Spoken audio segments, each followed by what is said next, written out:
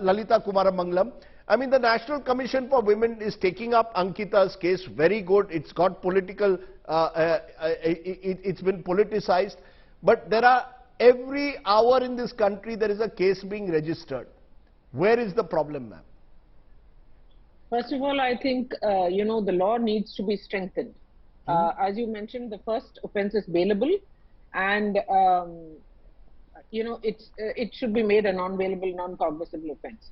Secondly, most of, too many women in India across the board, regardless of the crime against them, have lost faith in the system. You're right there. Not just the judicial system, but the police and the lawyers too.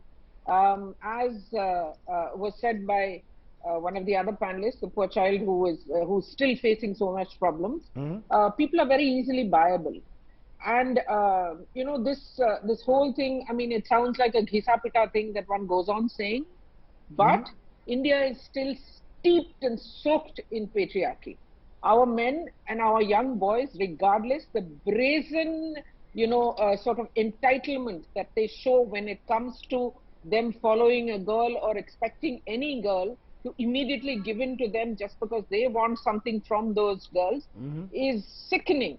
Families in India don't really name and shame their boys when they do something like this. They try their best to cover up. It's always the girls who face flack, even today, even in so-called Rajdeep, decent, big, whatever, educated households. Kirti was talking about Kerala. Kerala is supposed to be the highest educated state in this country. But to what avail?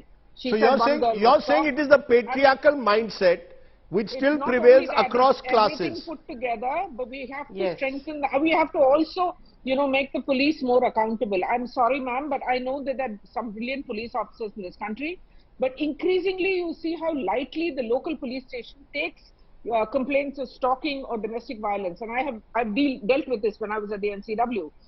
It's just sort of brushed off saying, "Arey, kuch hua nahi hai na, we have so many bigger cases. Kuch nahi hoga, just be a little careful." And then something happens and there's no going back from it. This poor girl, Ankita, didn't even have the chance to live. The fellow, just threw acid and burnt her at night. The other problem is the availability of acid on the market so freely. Very important How point. are people able to buy this stuff, which is actually, used for so many murders, not just stalking, etc. How is it the governments, both center and states, have not, made this come up with a big penalty for this? I'm sorry, I'm stuttering. And you're making very important points, particularly about the free availability of acid. Go ahead. Yes. How is acid so freely available, Rajdeep? In every major city in India, I can go to a shop, a little shop, dukan as we say, and buy acid for 25 rupees. So how is that possible? And why are those shopkeepers not being hauled up? The system is against women even today. It's not just the police or just the judiciary or just the government or just the administration. The entire system. We just don't give women's safety the importance